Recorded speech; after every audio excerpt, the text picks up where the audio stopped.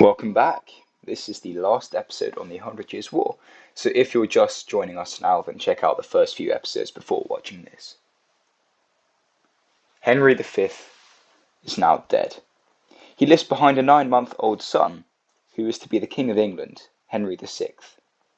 Theoretically, through the Treaty of Troyes, he was the new King of France, but that was disputed by Charles VII, the previous heir to the French throne, before the English treaty forced him to be illegitimised. And on his deathbed, Henry V entrusted his brother, the Duke of Bedford, John, with maintaining English presence in France. The Duke of Bedford turned out to be a very good administrator and military tactician. The most notable of his victories was at the Battle of Verneuil in 1424. The English had just over half the number of troops that the combined French-Scottish force had, and things looked pretty dire for the English. But, once again, despite being numerically inferior, the English won the day, killing 6,000 of the enemy and capturing 200, while they only lost 1,600 men. This eliminated the Army of Scotland, essentially an expeditionary force sent to France by the Scottish king, and severely blunted Charles VII's capability of fielding another army. The English position in France was thus maintained in the years following Henry V's death. After securing the position, it was decided that the English would lay siege to Orléans, which they did in 1428. It was a tough siege, and it lasted for a long time, but eventually it looked like the siege might be successful. Food supplies were running very low in 1429, and the possibility of a French surrender loomed nearer. But then something extraordinary happened. Joan of Arc entered the city on the 29th of August, boosting French morale. Nowadays, she's known as a patron saint of France, and she was instrumental in reviving the French morale and turning the war in their favour. The French attacked the English redoubts outside the city, and the English lifted the siege. This prompted a French takeover of many forts on the Loire River. The English army retreated northward, but was harried by French forces the entire way. They finally met at the Battle of Patay, where French cavalry stormed a unit of longbowmen and charged through the entire English army. 2,200 English soldiers were killed, and their commander, John Talbot, was captured.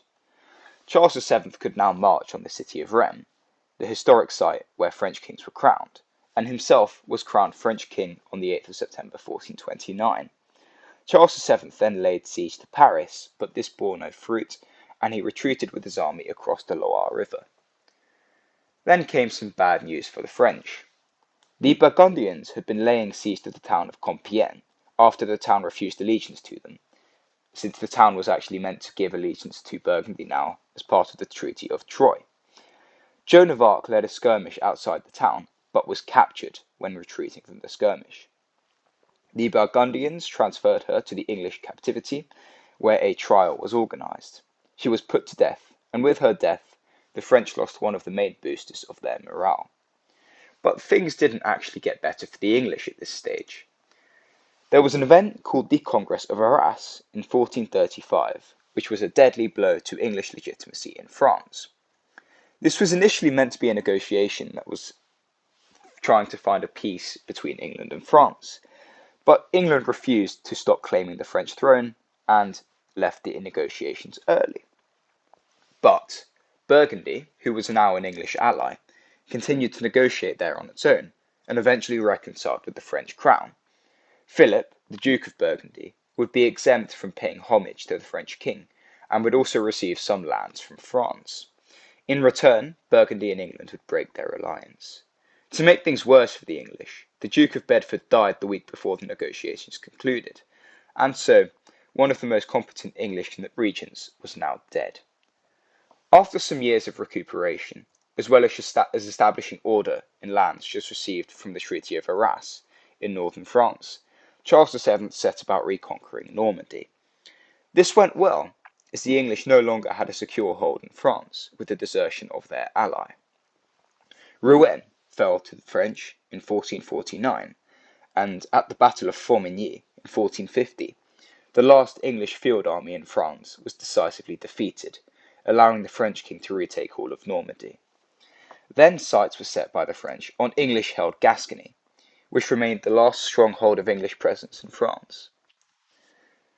The town of Bordeaux fell to the French in 1451, but the year after, an English force arrived in the town and quickly re-entered the city. And then, in 1453, the English attacked a French army near the town of Castillon. The French successfully pulled off a feigned retreat, leading the pursuing English armies into the French camp, which had actually been cleverly arranged in such a way that the English would be exposed to a lot of firepower and the famous French cannons. The English lost many troops, around 4,000 on the day, and the other 6,000 troops surrendered the next day to the French forces. This was the last battle of the 100 Years' War. The French retook Gascony, and with that, all of France was now in French hands, aside from Calais. Though the two nations would still formally be at war for another 20 years, this was seen as the real end of the 100 Years' War. If you enjoyed the video, please give it a like, it really does help the channel, and subscribe to stay up to date with content, and with that, I will see you in the next one.